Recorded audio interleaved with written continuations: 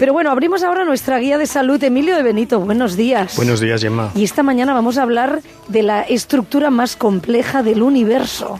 Hoy vamos a hablar del cerebro, ¿no, Emilio? Efectivamente, es el órgano probablemente, bueno, seguro el más importante y probablemente el más desconocido todavía. Y mira que los martes me has hablado de toda la anatomía, hemos hecho un recorrido por toda la anatomía. Estamos en ello, nos queda pero todavía. No nos habíamos adentrado aún en las profundidades del cerebro donde residen más neuronas que las estrellas existentes en la galaxia. Así lo cuenta nuestro invitado, es un referente mundial de las neurociencias, es neurólogo argentino, neurocientífico, rector de la Universidad Favarolo. Está en España presentando Usar el cerebro. Facundo Manes, buenos días. Hola, Gemma, gracias por la invitación. Bienvenido. Un placer. En un periódico de su país lo llaman a usted el rockstar de la ciencia. Bueno, yo estoy convencido de que los fascinantes hallazgos sobre el cerebro no deben quedar en los laboratorios para los neurocientíficos, tienen que ser debatidos por la sociedad, y esa es una de mis misiones, más allá de investigar y de ser médico. Me encanta que la gente empiece a entender lo que sabemos y lo que no sabemos sobre cómo funciona nuestra mente. Sí, de ahí que usted llene teatros, llene auditorios, precisamente hablándonos pues de nuestra mente y hablándonos de nuestro cerebro. Exactamente, la gente está muy interesada en saber cómo funciona aquello que nos hace humanos, que es nuestro cerebro. ¿Y cómo consigue explicar todo eso sin que parezca que es una clase de una hora, que es eso que todos odiamos, que hemos vivido en la universidad? Bueno, empiezo contando que las decisiones, por ejemplo, que tomamos son más automáticas de lo que pensamos. Nosotros vivimos tomando decisiones. De hecho, ahora yo estoy hablando y no estoy eligiendo los pros y las contras de cada palabra. Así que empiezo contando que somos mucho más automáticos de los que pensamos, que a veces tomamos decisiones racionales, pero que también los sentimientos nuestros y las decisiones tienen que ver con la gente que nos rodea, con nuestros amigos, la familia y con nuestra cultura. Y bueno, y la gente se empieza a conectar porque dice, esto me pasa a mí, es algo que no es algo abstracto, soy más modulado por la emoción de lo que pensaba. Y bueno, y se hace un juego en el cual la gente también se interesa. Oiga, y eso que siempre nos han dicho de que en realidad usamos el 10% de nuestro cerebro, eso, usted nos dice, falso. Eso no solo que es falso, sino que el que dijo eso habrá tenido el 10%, usará el 10% del cerebro. y es falso porque, a ver, cuénteme, ¿cuánto usamos en realidad? Bueno, usamos... El cerebro trabaja en red. Por ejemplo, en este momento yo estoy hablando y hay una activación general, pero circuitos del lenguaje están particularmente activos. Pero además usamos nuestro cerebro cuando no hacemos nada. Uno de los grandes avances de la neurociencia fue demostrar que cuando, por ejemplo, estamos entredormidos, cuando estamos tirados en el sillón no haciendo nada, cuando estamos bañando y disfrutando el agua que nos cae en la nuca, el cerebro trabaja procesando información que adquirió cuando estaba consciente o activo. O sea, hay una red específica, un circuito cerebral que se llama red en reposo, en inglés se llama default network, que actúa aún cuando no hacemos nada. Así que no solo que el cerebro se activa en red cuando estamos haciendo una tarea cognitiva o conductual o emocional, sino que cuando dormimos o no hacemos nada, siempre el cerebro trabajando. Y de hecho los sueños están relacionados con esta actividad del cerebro cuando no estamos conscientes. Bueno, el sueño cumple un rol importante. Alguien que vive 90 años, más de 30 años de su vida lo pasó durmiendo. No sabemos todas las funciones del sueño, pero sí sabemos que por lo menos 3 funciones son claves en el sueño. Uno es consolidar la memoria. El sueño ayuda a consolidar la memoria. Otras funciones tienen que ver con el sistema endocrino y el sistema hormonal. El sueño tiene una gran regulación hormonal y endocrina. Vuelvo a lo de antes de la desconexión, sí, porque a mí me gusta mucho esa parte en la que usted reivindica el aburrimiento. Totalmente. En esta sociedad en la que constantemente estamos mirando nuestro móvil, el iPad, comprobando qué mensajes tenemos, y usted nos pide que por favor dejemos al cerebro en paz. Bueno, en inactividad, ¿no? La tecnología es fantástica, Gemma, como todos sabemos, pero hay que tener cuidado en estar conectado permanentemente, porque eso no lo hace bien al cerebro. De hecho, la multitarea, el multitasking reduce el funcionamiento cognitivo. Hacer varias cosas a la vez reduce el funcionamiento cognitivo, además genera estrés. Además, en personas, niños, adolescentes o adultos con tendencias ansiosas, obsesivas o compulsivas, el uso de la tecnología dispara esas conductas ansiosas, compulsivas y obsesivas. Y los chicos, sobre todo, hiciste bien en mencionar, los chicos sobre todo, tienen que estar desconectados porque tienen que volver a aburrirse, estar desconectados, volver a tener introspección, a imaginarnos el mundo como lo hacíamos nosotros cuando éramos chicos. Es importante estar desconectado. Otra parte muy importante es la parte de la memoria. Usted dedica parte del libro a uno de los temas que también me fascinan. La memoria, dice, para los seres humanos, poder olvidar es tan importante como poder recordar. Sí, la memoria no es como se imagina la mayoría de la gente, que es una cajita en el cerebro que tenemos todas las memorias. Primero, que las memorias son diferentes. Saber que España es un país, no sabemos ninguno de nosotros cuándo aprendió eso. España es un país, es un qué.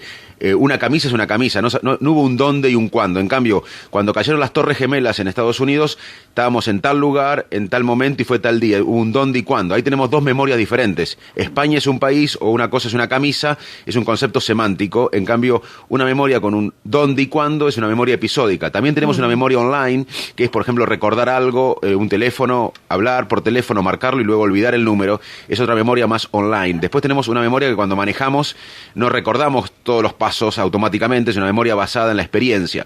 Quiero decir con esto, no hay una sola memoria, no es una cajita en el cerebro, son diferentes sistemas de memoria.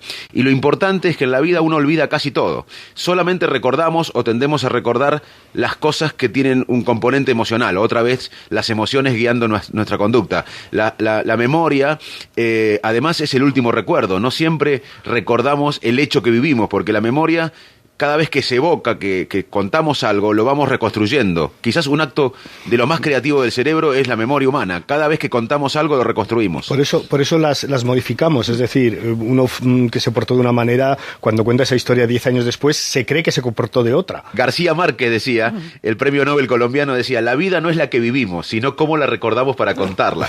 Y es como un documento Word. Hoy hablemos un documento Word, lo llamamos España, lo cerramos, al otro día lo abrimos, lo modificamos, y pasado mañana cuando lo abrimos no vamos a ver lo que hicimos hoy, vamos a ver lo que hicimos mañana. O sea, cada vez que evocamos una memoria se va modificando. Usted cuenta un experimento muy interesante que realizó con los camareros porteños. No, quería averiguar cómo podían recordar tantas comandas sin anotarlas. Bueno, cuando yo vivía en Inglaterra, en Cambridge, una investigadora, Eleanor Marwire, hizo un estudio antes del GPS de los taxistas de Londres, sí, que recordaban, ellos, por ejemplo, le decían, quiero ir de tal lugar de Londres a tal lugar, y no tenían GPS, lo imaginaban en sus mentes y iban. Y compararon con resonancia magnética cerebral los taxistas de Londres con londinenses los taxistas, y encontraron que los taxistas de Londres tenían el área de la memoria visoespacial más desarrollada. Cuando yo regresé al país, Argentina, hay un café emblemático, Tortoni, que los mozos de ahí recordaban el pedido de gente que eran 10 personas en una mesa y atendían a 5 mesas y no se equivocaban en un pedido. Entonces le digo, ¿cómo lo hacen? Y no sabían cómo lo hacían naturalmente. Entonces investigamos, fuimos varias veces, hablamos con el gerente del café y nos mandaban los mozos, nosotros íbamos y pedíamos, sabíamos en qué silla nos íbamos a sentar y sabíamos qué íbamos a pedir. Cuando el mozo iba a buscar el pedido nos cambiábamos de lugar. Digo, si recordaba por la cara, las caras son las mismas porque está en diferente lugar. Si la recordaban por el lugar, el lugar es el mismo.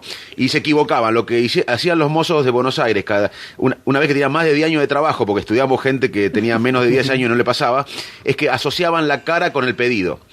Y podían hacer el pedido perfectamente sin equivocarse. Lo interesante, que habla también de cómo funciona la memoria, que esos mozos eran excepcionales para ese tipo de memoria, pero después no eran mejores en otras habilidades cognitivas de la vida diaria.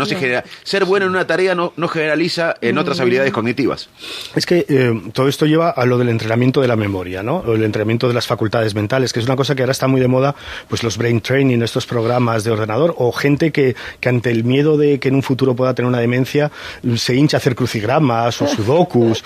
Bueno, eso sirve de verdad, porque yo creo que es algo que todos, pues por si acaso lo hacemos, ¿no? Bueno, merece dos comentarios. Primero, lo que realmente sirve, y después un comentario sobre esas cosas. Uno sabe que el Alzheimer empieza a manifestarse con síntomas, por ejemplo, perderse en Estambul es normal para nosotros porque no conocemos bien Estambul. Ahora, perdernos en la esquina de nuestra casa es anormal. Olvidarnos de un primo lejano es normal el nombre, pero olvidarnos de un hijo, de un hermano el nombre es anormal. Estos síntomas de Alzheimer empiezan cuando ya hay décadas de cambios cerebrales. O sea, los cambios en el cerebro vienen antes de los síntomas. Entonces ahora sabemos que hay ciertas conductas que uno puede tener para intentar preservar una mente en forma, para tener un cerebro saludable. En síntesis, todo lo que hace bien al corazón, cuidar el colesterol, la glucemia, la tensión arterial, el sobrepeso, comer sano, todo eso hace bien al cerebro. Pero además al cerebro le hace bien el ejercicio físico per se. Vaya, perdón, es que tengo una broma con Gemma, que es que si hablemos de lo que hablemos, acabamos hablando de ejercicio físico y de dieta. Bueno, pero el ejercicio físico genera nuevas conexiones cerebrales. Y el ejercicio físico es un buen ansiolítico y un buen antidepresivo. Y además refuerza el pensamiento creativo.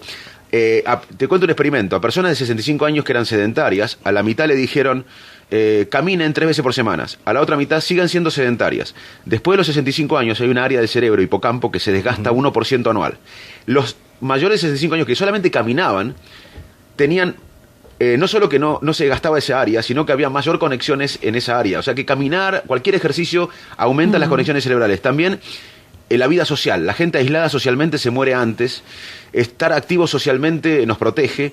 Además, es tener un activo intelectual. O sea, hacer algo que nos guste, que nos haga transpirar al cerebro. Un desafío intelectual. En ese aspecto, hay que hacer algo que uno no hace. Por ejemplo, para ustedes hacer radio es una tarea intelectual, cognitiva, pero lo hacen hace años y no es, no es tan difícil para ustedes. Para mí estudiar neurociencias no es algo que hago cada vez menos, hago cada vez más. Entonces es algo que no entrena mi cerebro. Para mí estudiar un idioma o un instrumento musical, esas cosas refuerzan desafíos cerebrales y son buenos para el cerebro. Ahora, todas estas cosas hacen bien al cerebro. Con respecto a lo que preguntabas vos de los crucigramas, los crucigramas y todo, depende si es un desafío. Si uno no lo hace antes, por ejemplo, una persona que hace crucigramas hace 10 años, no es algo nuevo para el cerebro, no es un desafío, entonces no va a servir. Y hay que tener mucho cuidado con las compras de programas en la computadora. Hay un negociado con muchas veces de programas de computadora que estimulan la mente, porque después, primero que no tienen implicancia en la vida diaria, y segundo que no hay evidencia científica que soporte estos software. Yo le quiero preguntar por el amor, ya que estamos hablando de cosas que hacen bien a nuestro cerebro. Enamorarnos también nos modifica de alguna forma nuestro cerebro, ¿no? Sí, hay estudios. Hay una antropóloga neurocientífica en Estados Unidos, Helen Fisher, que ha estudiado personas locamente enamoradas y me encantaría saber cómo hizo la selección. Porque, bueno, la gente reportaba estar locamente enamorada. Y lo interesante es que uno de los avances de la neurociencia, en mi opinión, también fue descubrir que el cerebro tiene unas redes, circuitos del placer. Esto se descubrió en animales hace años. Se les ponía un electrodo que se activaba en esa zona y los animales tenían la posibilidad de apretar un botón para que se active el electrodo en esa zona cerebral. Y los animales se morían, no comían, no dormían, no tomaban agua, pero morían apretando el botón para que le estimule el cerebro en esa área del placer. O sea, tenemos redes del placer que se activan con las drogas, con una hamburguesa con queso, con una rica comida, con el amor también, porque esta investigadora americana, Helen Fisher, descubrió que las personas locamente enamoradas activan esta red del placer que lo activa una droga o una buena comida. Ahora, lo interesante, en mi opinión, es que el amor tiene todas las características de una adicción. Cuando uno está locamente enamorado, está dispuesto a cometer riesgos, a tomar riesgos. Uno está obsesivo con la persona que ama. Las áreas frontales del cerebro que tienen que ver con el juicio bajan de actividad. Y esta investigadora estudió a gente que estaba locamente enamorada de alguien, pero era rechazado, no era correspondido. Y estudió que esas áreas del placer siguen activas. Por eso es tan doloroso olvidar, porque cuando uno está locamente enamorado y no es correspondido, esas áreas de placer siguen activas y uno no puede olvidar el amor tan fácil. Pero con el amor a lo mejor se detiene un poco el cerebro, pero con el miedo también pasa. Wow, qué pregunta. El miedo es una de las emociones primarias más importantes. Uno puede posponer todo, puede posponer una cena, una copa de vino, una noche de sexo. Lo que no puede posponer es el peligro, porque quizás no haya otro momento. Hoy sabemos, por ejemplo, bastante, es la emoción que más de la que más conocimiento tenemos.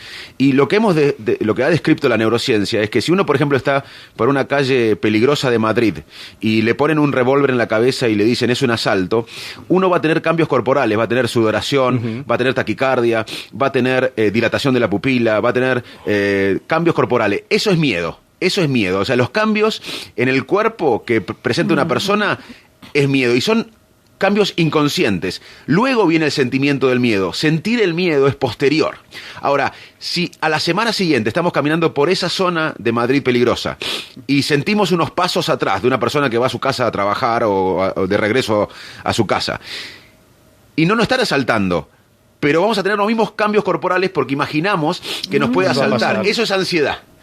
La ansiedad es la respuesta al peligro sin la amenaza. Pero Facundo, entonces es que nuestro cerebro está creando esa realidad. Obviamente, porque el cerebro crea nuestra realidad. Y el cerebro humano es el único que puede, o el más complejo de las especies, para revisar el pasado y para imaginar el futuro. Por eso, miedo es una cosa. El miedo, el fenómeno de cambios corporales de miedo está presente en diferentes especies. Ahora, la ansiedad es distinto. La ansiedad está más desarrollada en los humanos, porque los humanos somos únicos en la capacidad de revisar el pasado y de imaginar el futuro. ¿Qué hubiese pasado si el avión se caía cuando yo venía a Madrid? ¿Qué va a pasar mañana cuando viaje a Barcelona? Uno puede rumiar acerca del pasado e imaginar el presente. Por eso la ansiedad es un fenómeno normal cerebral, pero a veces detecta peligro donde no hay. Es la psicopatología más frecuente en la actualidad. Y el pánico, ya que hablamos del miedo, usted en el libro cita una película mítica como Un día de furia. O sea, el pánico no, la furia. No, la rabia. La rabia. Bueno, el pánico... El odio, todo eso, ¿dónde lo colocamos en nuestro cerebro? Bueno, dos cosas. Nosotros tenemos Darwin. Darwin fue el primero que se dio cuenta, escribió un libro en 1872. Darwin escribió un libro que se llama La expresión de las emociones en humanos y animales, en donde se da cuenta de que diferentes especies, y él muestra dibujos y fotos, diferentes especies tienen emociones básicas como el miedo, la alegría, el asco, la ira, la tristeza, la sorpresa. O sea que fue el Darwin el primero que dijo, estas emociones están en diferentes especies, y mostraba fotos de diferentes especies, incluso la nuestra, con ira, por ejemplo. Luego Paul Ekman, que fue muy conocido porque fue el que escribió o fue la mano intelectual en la serie Lie to Me o Miénteme, es un psicólogo americano que fue a Papúa Nueva Guinea y estudió una tribu que nunca estuvo en contacto con Occidente. Y le decía a la gente de la tribu, ¿qué cara pondría si se muere un bebé? Y ponía cara triste. ¿Qué cara pondría si nace un bebé? Y pondría una cara alegre. Paul Ekman dijo, siguiendo a Darwin, que ciertas emociones básicas están en diferentes especies y en diferentes culturas y tienen un sesgo facial característico, esto debe tener un sello biológico. Y hoy sabemos que las emociones como la ira, el asco, el miedo, tienen, digamos, sellos biológicos o circuitos cerebrales específicos. Esas emociones nos ligan con nuestro pasado evolutivo. Pero también tenemos otras emociones más complejas, secundarias, que nos diferencian de nuestro pasado evolutivo, como son la culpa, el orgullo, la vergüenza, que depende de la cultura. No es lo mismo la culpa o la vergüenza en Medio Oriente que en Europa Occidental o que en Sudamérica. O sea que las emociones nos hacen humanos, nos diferencian de nuestro pasado evolutivo, pero también nos ligan a nuestro pasado evolutivo. Ay, bueno, ya lo último, que a mí me encanta también, uno de los consejos que usted da es lavarse los dientes con la mano no dominante. Bueno, es uno ¿Por qué? No, es una de las recomendaciones generales que hacemos para estimular el cerebro, para no hacer rutinas. Uno tiene que mantener el cerebro activo, como dije antes, con desafíos intelectuales. Hacer más de lo mismo no ayuda. Y ir al supermercado y comprar varias cosas y esperar que la cajera nos diga cuánto es, no ayuda. En cambio, podemos antes hacer cuentas mentales y ejercicios como ese ponemos en el libro para que la gente pueda tener desafíos intelectuales diarios. O sea, Emilio, ya ves que no solo es hacer ejercicio, ¿eh? Está muy bien andar, está muy bien bailar. La vida social. Ponerse retos. Está muy bien lo de que no sirve que todos los días hagas el crucigrama del periódico, porque llega un momento que ya le pillas el truco a Mambrino, sino que probablemente haya que buscar a lo mejor el crucigrama de otro periódico, porque estará planteado distinto. Claro. Totalmente. Iván, un último mensaje. Pues de Facundo Manés, precisamente, que dice: los cerebros son el capital más importante que tenemos como nación. Ni las vacas, ni los campos, ni las reservas valen más que eso. Facundo Manés, autor de este interesante libro, Usar el cerebro. Gracias por estar con nosotros. Buenos días. No, gracias a ustedes y los espero al que pueda en Espacio Telefónica hoy en Madrid a las 19 horas para una charla sobre el cerebro y el jueves 19:30 en la Casa América de Cataluña en Barcelona. Muy bien, ahí estaremos. Gracias. Con cuña incluida. Muchas gracias. Cadena SER. Hoy por hoy.